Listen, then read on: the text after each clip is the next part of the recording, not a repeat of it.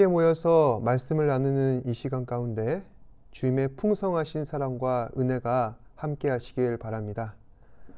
말씀을 나누시기 전에 찬양 두 곡을 하시고 예배 시작하도록 하겠습니다.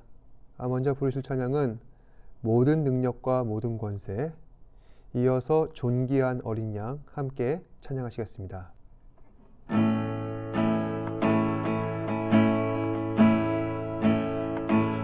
모든 능력과 모든 권세, 모든 것 위에 뛰어나신 주님, 세상이 증량할 수 없는 지혜로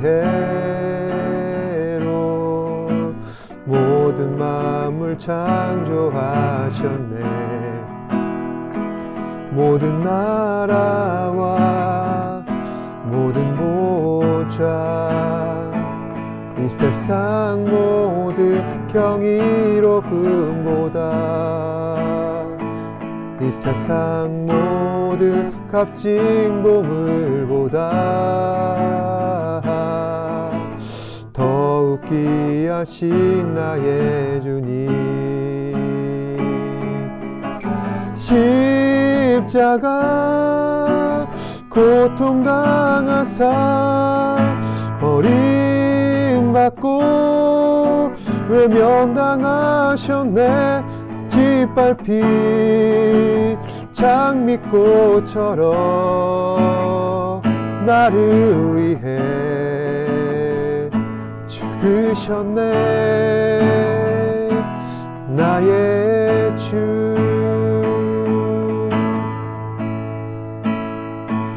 모든 능력과 모든 권세, 모든 것 위에 뛰어나신 주님, 세상이 증량할 수 없는 지혜로 모든 만물 창조하셨네. 모든 나라와 모든 보좌, 모든 것 위에 경이로움보다, 이 세상 모든 값진 보물보다 더욱 귀하신 나의 주님, 십자가 고통당하사 버림받고 외면당하셨네. 짓밟힌 장미꽃처럼 나를 위해 죽으셨네. 나의 주, 십자가 고통당하사 버림받고 외면당하셨네. 짓밟힌 장미꽃처럼 나를 위해 죽으셨네. 나의 주. 아멘.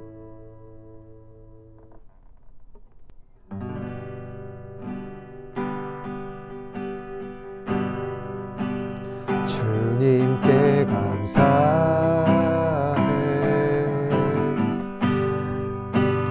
생명 주신 그 사랑,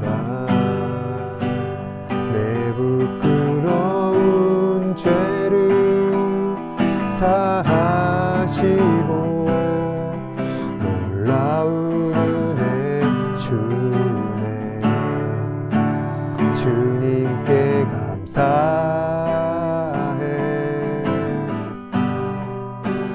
날 위해 못 박히소.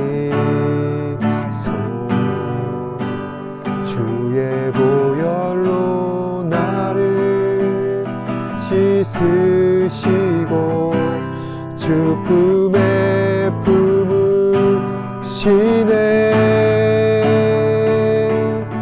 존귀한 어린 양 좌정하신 주 면류관 쓰신 주님 날 다스리시네.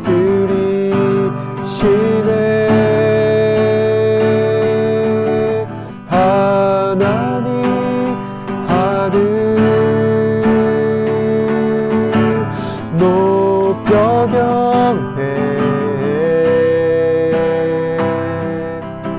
십자가 달리신 주님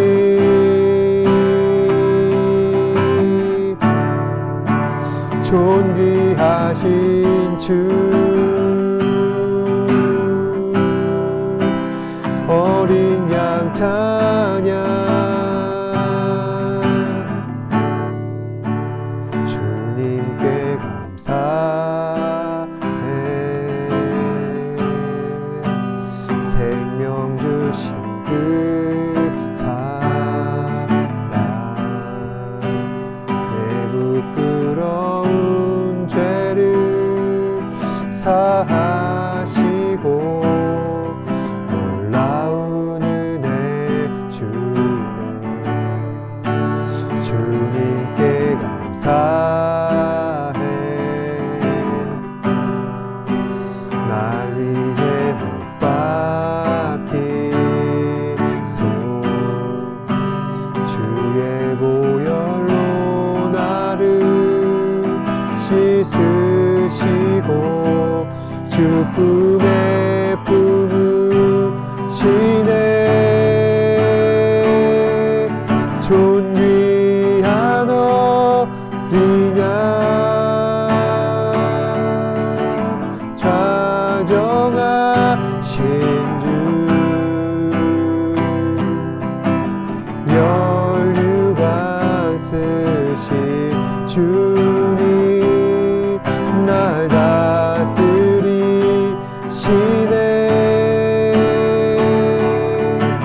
하나님 아들 높여 경배해. 십자가에 달리신 주님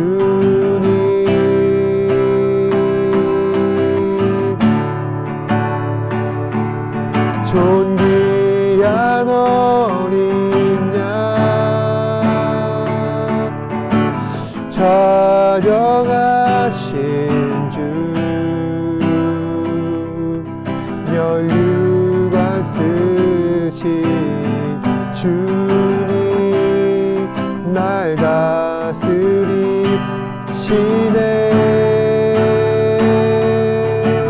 하나님 아들 높여 경배해. 십자가에 달리신 주님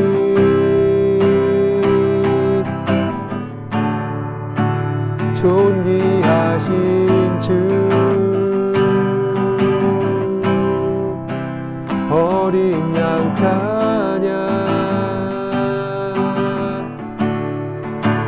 존귀하신 주 어린 양 찬양.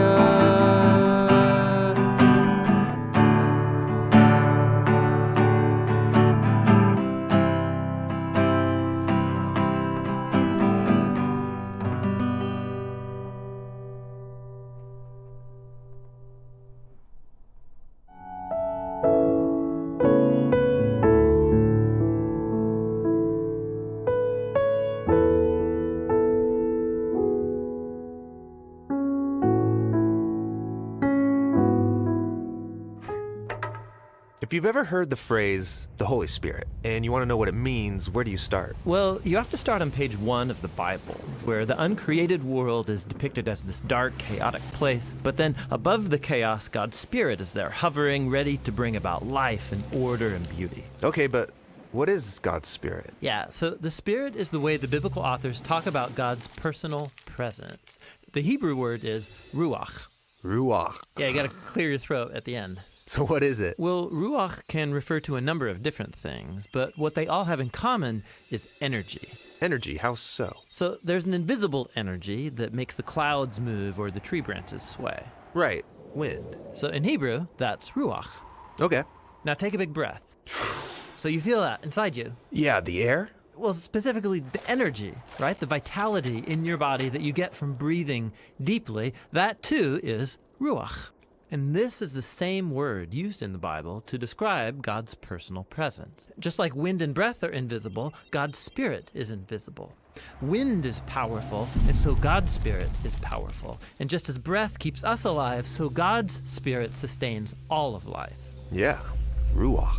Now, as we continue on in the story of the Bible, we see God's Ruach giving special empowerment to people for specific tasks. The first person in the Bible this happens to is Joseph. God's Spirit enables him to understand and interpret dreams. And then it happens to this guy named Bezalel, and he's an artist. God's Spirit empowers him with wisdom and skills. He's given creative genius to make beautiful things in the tabernacle. And we also see God's Ruach empower a group of people called the prophets. They're able to see what's happening in history from God's point of view. That's exactly right. And here's the problem as the prophets saw it. While God's Ruach had created a really good world, humans have given in to evil. They've unleashed chaos into it through their injustice. A new type of disorder. Yes, and the prophet said the Spirit would come, just like in Genesis 1, but now to transform the human heart, to empower people to truly love God and others. How will this new act of God's Spirit happen? Well, centuries pass, and we are introduced to Jesus. And at the beginning of his mission, there's this beautiful scene where Jesus is being baptized in the waters of the Jordan River. Yeah, the sky opens up and God's Spirit comes and rests on him like a bird. This story is saying that God's Spirit is empowering Jesus to begin the new creation. And we see this happening when he heals people or forgives their sins. He's creating life where there once was death. Now, Israel's religious leaders oppose Jesus, and they eventually have him killed. But even here, God's Spirit is at work. The earliest disciples of Jesus, who saw him alive from the dead, said it was God's energizing Spirit that raised Jesus. This is the beginning of new creation. Yes, and it's still going. When Jesus appeared to his closest followers, he breathed on them and said, "Receive the Holy Spirit." And soon after that, the Spirit powerfully comes on all of his disciples. So that they can become a part of this new creation and share the good news and learn how to live by the energy and influence of God's Spirit. And so, today, the Spirit is still hovering in dark places. Yes, pointing people to Jesus, transforming and empowering them so they can love God and others. And the Christian hope is that the Spirit is going to finish the job. The story of the Bible ends with a vision of a new humanity, living in a new world that's permeated with God's love and life-giving Spirit. 이번 주부터는 교재를 가지고 이 내용을 중심으로 함께 은혜를 나누는 시간을 가지려고 합니다. 책 제목은 이정규 목사님께서 쓰신 새가족 반이라는 책입니다. 제가 작년부터 여러분들께 나눠드린 책인데요. 사실 제가 부임하던 날 이 책의 내용을 중심으로 함께 여러분들과 말씀을 나누려고 했습니다. 작년엔 여러 가지 상황 때문에 기회를 얻지 못했고, 올해부터는 이 새가족반을 통해서 여러분들과 더 깊은 은혜 나누었으면 좋겠습니다. 이 책의 내용을 제가 간단하게 설명을 드리자면은 가장 기본적인 기독교 교리 내용입니다. 우리는 교리하면은 딱딱하고 지루하게 생각합니다. 그런데 이 책은 내용이 쉽습니다. 충분히 이해할 수 있습니다. 그리고 무엇보다 이 책을 쓰신 작가님의 그 독자들을 향한 따뜻한 사랑이 느껴집니다. 책 제목만 봐도 그렇습니다. 우리는 보통 교회 안에서 신앙생활을 처음 하는 사람들을 새 신자라고 부르는데, 근데 이 책에서는 새가족반이라 부릅니다. 신자라는 객관적이고 그리고 공적인 신분이 아니라 가족이라 부르는 것이 저는 마음에 크게 와닿았습니다. 그리고 무엇보다 가족이라는 호칭이 바로 저희가 다니고 있는 주은혜교회의 정체성과 가장 잘 부합한다 생각했습니다. 주은혜교회 홈페이지나 그리고 교회 요람을 보시면은 첫 장에 이런 글귀가 나옵니다. 주은혜교회에 속하여서 함께 신앙생활할 영원한 하늘 가족들은 하나님께만 영광을 돌리며 하나님 뜻에 온전히 순종하는 교회로 성숙하길 간절히 소원합니다. 그러니까 우리는 단순히 신자나 각 개인이 아니라 함께 신앙생활할 영원한 하늘 가족이라는 것입니다. 저는 교회 성도들을 향해서 하늘 가족이라 부르는 부분에 큰 공감이 갑니다. 지난 1년간 코로나로 인해서 각자 멀리 떨어진 곳에서 영상으로 말씀을 나눌 때에도 저는 항상 그런 생각을 했습니다. 어디에 있든 무엇을 하든 하나님을 향한 우리의 마음은 언제든지 이어져 있다. 물론 각자 여러 가지 상황 속에서 실시간으로 함께 말씀을 나눌 기회가 없었지만, 그럼에도 저는 계속해서 제가 속한 교회 안에서 여러분들 향하여서 끊임없이 기도하였습니다. 이제 함께 말씀을 나누면서 이 책에 적힌 글귀들을, 그 의미를 하나씩 살펴보시면서 함께 하늘 가족이라는 이 정체성을 확인하시고 이를 통해 귀한 은혜를 나누셨으면 좋겠습니다. 그럼 바로 말씀을 나누도록 하겠습니다. 여러분들께서는 어떤 때에 행복을 느끼십니까?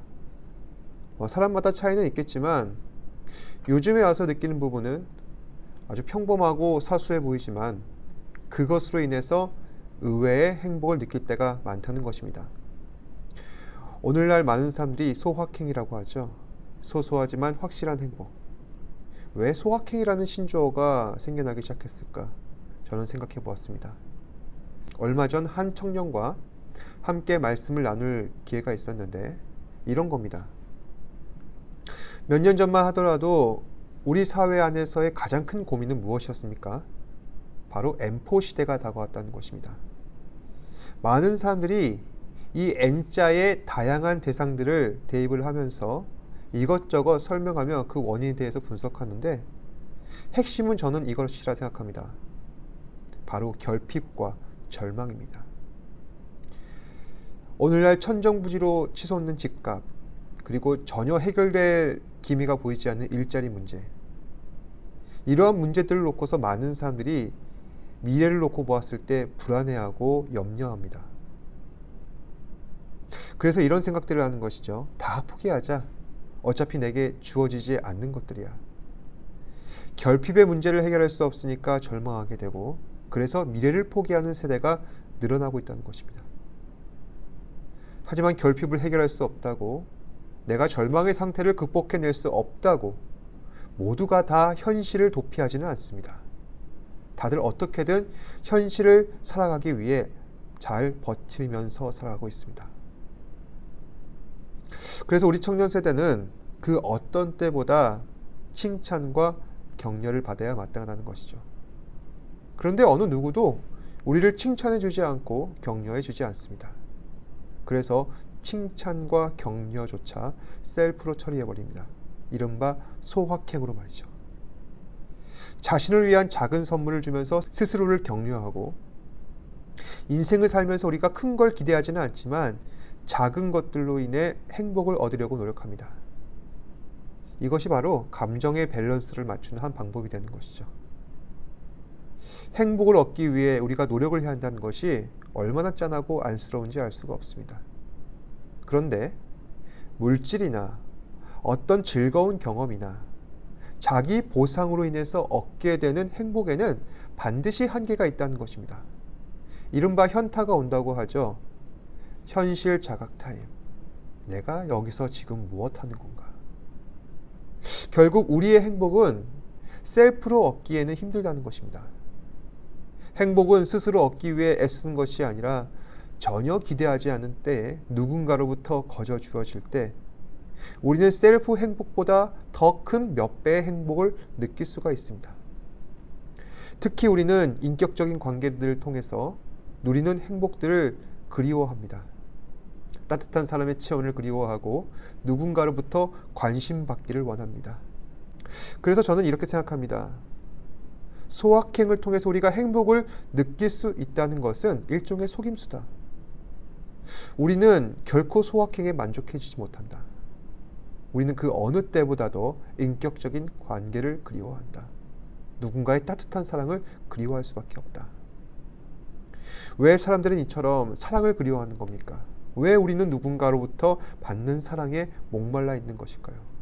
그 이유는 우리를 만드신 하나님께서 사랑이시기 때문입니다. 따라서 우리도 하나님 성품을 본받아 사랑에 갈급하고 사랑에 목말라 하는 것입니다.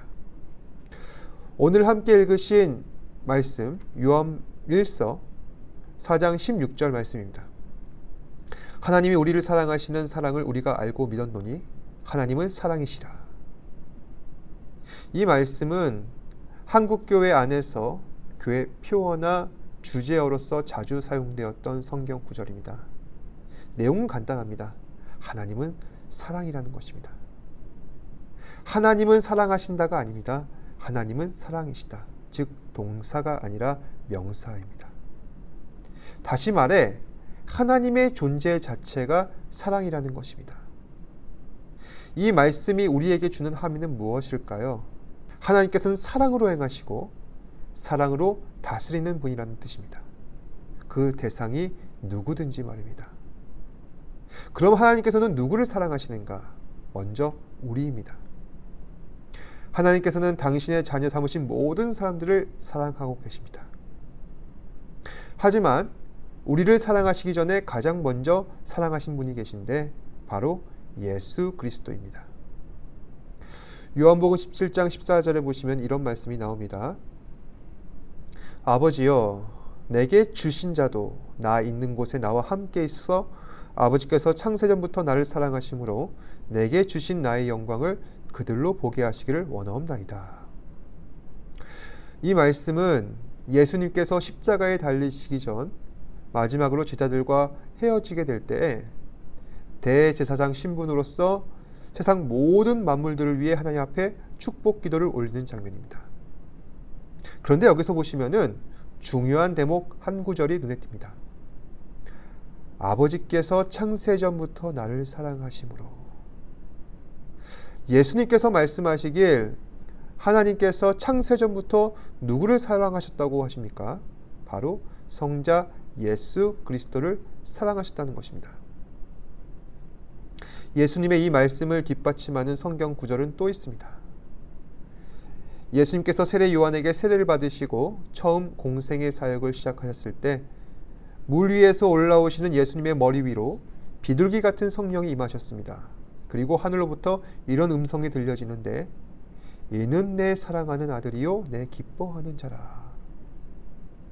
이 음성이 들려올 때 하나님께서는 당신의 아들 예수 그리스도를 얼마나 사랑하시고 기뻐하시는지 확증하고 계십니다. 하나님께서 예수님을 사랑하신 것처럼 예수님께서도 하나님을 사랑하셨습니다. 우리 주님께서 말씀하십니다. 요한복음 14장 31절 말씀. 오직 내가 아버지를 사랑하는 것과 아버지께서 명령하신 대로 행하는 것을 세상이 알게 하려 함이로라. 예수님께서는 지금 예수님 당신의 사명을 말씀하고 계십니다. 근데 그 사명이 무엇이냐? 예수님께서는 무엇을 위해 이 땅에 오셨느냐? 그것은 예수님께서 하나님을 얼마나 사랑하시는지 세상으로 하여금 알게 하려는 것입니다. 그리고 성부 하나님과 성자 예수 그리스도 두 분 사이에서 서로 함께 사랑하시는 신적인 존재가 있습니다. 바로 성령 하나님이십니다. 성부, 성자, 성령 하나님, 삼위일체 하나님의 존재는 기독교에 있어서 가장 핵심적인 교리라 할 수 있습니다. 하나님께서는 삼위로 존재하시는데 성부, 성자, 성령 하나님은 한 분 하나님이시다. 이 사실을 의심하지 않는 것이 바로 우리 신앙의 핵심이라 할 수 있습니다. 우리는 삼위일체를 잘 알고 있지만 공교롭게도 성경에서는 삼위일체라는 신학적 용어가 등장하지 않습니다.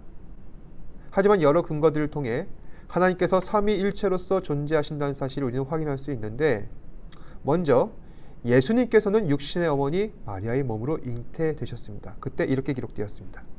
예수 그리스도의 나심은 이러하니라. 그의 어머니 마리아가 요셉과 약혼하고 동거하시기 전에 성령으로 잉태된 것이 나타났더니. 그러니까 예수님의 출생은 성령으로 잉태되었다는 것입니다. 또 예수님께서는 당신의 생애 전체를 통틀어서 성령 충만한 삶을 사셨습니다.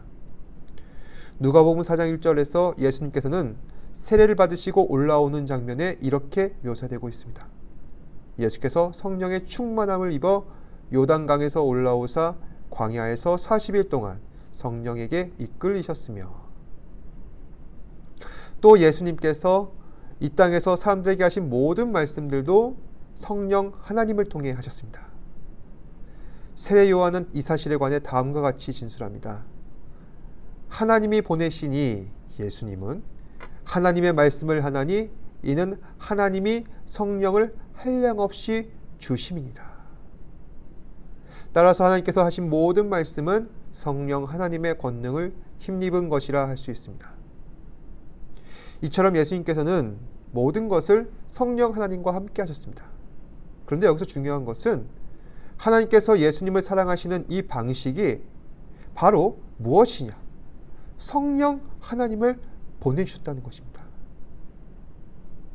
여기에 관해서 주후 4세기경 성 어거스틴이라고 하는 유명한 신학자는 이런 코멘트를 남겼습니다. 성부 하나님과 성자 그리스도께서는 성령 하나님이라는 사랑의 끈으로 하나됨을 유지하십니다. 그런데 성령 하나님을 통한 하나님과 예수님의 사랑의 연결고리, 이것은 삼위일체 하나님의 관계 속에서만 가능한 것일까요? 우리에게도 이러한 사랑의 연결고리가 이어져 있다는 것입니다. 우리는 하나님을 믿고 신뢰합니다. 하나님께서는 우리를 자녀 삼으셨습니다. 그럼에도 우리는 어떻습니까? 오랫동안 이러한 사랑의 연결고리를 인식하지 못했습니다. 죄로 인해서 눈이 가려져 있었고, 그래서 우리 인생은 하나님과 전혀 무관하다 생각하며 살아왔습니다. 하지만 그럼에도 하나님은 사랑이십니다. 하나님께서 사랑이시라는 증거는 독생자 예수 그리스도를 보면 알 수 있습니다. 우리는 우리 안에 있는 죄 때문에 사랑받을 자격이 없는 존재이지만, 그럼에도 불구하고 하나님께서는 당신의 아들이신 예수 그리스도를 거저 주셔서 우리 죄를 사하시고 하나님의 자녀 삼아 주셨습니다. 이제 우리는 예수님을 통해 하나님의 사랑을 깨달았습니다. 이제는 우리가 하나님께 반응할 차례입니다. 하나님께서는 당신의 아들 예수 그리스도를 기뻐하시고 사랑하는 마음으로 우리를 사랑하셨으니 당연히 우리가 보여야 할 반응은 무엇입니까? 기쁨과 즐거움입니다. 물론 이것은 억지 웃음, 어색한 분위기 유도로서 가능한 것이 아닙니다. 신앙생활을 하면서 진정 마음으로부터 웃고 기쁘고 즐거워하는 것이 가능하려면 우선 우리는 하나님과의 인격적 관계를 정립하는 것이 중요합니다. 저는 올 한 해 동안 여러분들께서 하나님과 함께 하신 행복하고 즐겁게 되기를 소망합니다. 그것이 가능해지려면 어떻게 돼야 할까요? 우선 하나님과 친밀해져야 합니다. 날마다 주님과 가까이 해야 합니다. 특히 말씀을 사모해야 합니다. 성경을 읽는 일뿐만 아니라 계획을 세워서 기도에도 힘쓰시고, 무엇보다 좋은 말씀 많이 들으시기 바랍니다. 우리가 신앙생활하는 것, 하나님을 믿는다는 것은 진정한 행복을 추구하기 위해서라는 것입니다. 하나님과의 친밀한 관계 속에서 얻게 되는 영적인 행복, 이것이 신앙생활의 참 유익이요, 여러분들께서 교회 안에서 누릴 수 있는 혜택인 것입니다. 한 주간 하나님의 사랑 안에서 참 행복과 은혜를 누리셨으면 좋겠습니다. 내가 가진 것으로 내가 소확행을 누리는 것이 아니라 하나님과의 친밀한 관계 속에서 비롯된 진정한 행복으로 말미암아 은혜와 사랑으로 풍성한 한 주가 되시기를 주님의 이름으로 축복합니다. 기도하겠습니다. 고맙고 사랑이 많으신 아버지 하나님 감사합니다. 오늘 말씀을 통하여서 하나님은 사랑이시며 또한 우리 가운데 사랑으로 임재하심을 깨닫게 되었습니다. 우리 주님께서는 예수 그리스도를 그렇게 사랑하셨고 그리스도를 사랑하신 그 사랑으로 말미암아 우리를 사랑하셨습니다.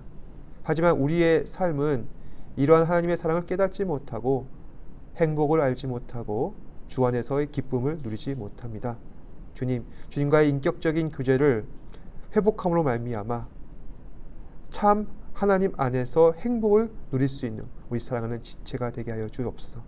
그리하여서 우리의 일상 속에서 주님과의 인격적인 교제로 말미암아 우리의 삶이 회복되게 하시고 그리하여서 하나님을 경외하는 삶을 온전히 살아갈 수 있는 우리 사랑하는 지체들 되게 하여 주옵소서.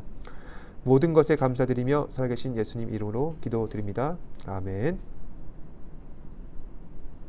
하늘에 계신 우리 아버지여, 이름이 거룩히 여김을 받으시오며 나라가 임하시오며 뜻이 하늘에서 이루어진 것 같이 땅에서도 이루어지이다. 오늘날 우리에게 일용할 양식을 주시옵고 우리가 우리에게 죄 지은 자를 사하여 준 것 같이 우리 죄를 사하여 주시옵고 우리를 시험에 들게 하지 마시옵고 다만 악에서 구하시옵소서. 나라와 권세와 영광이 아버지께 영원히 있사옵나이다. 아멘.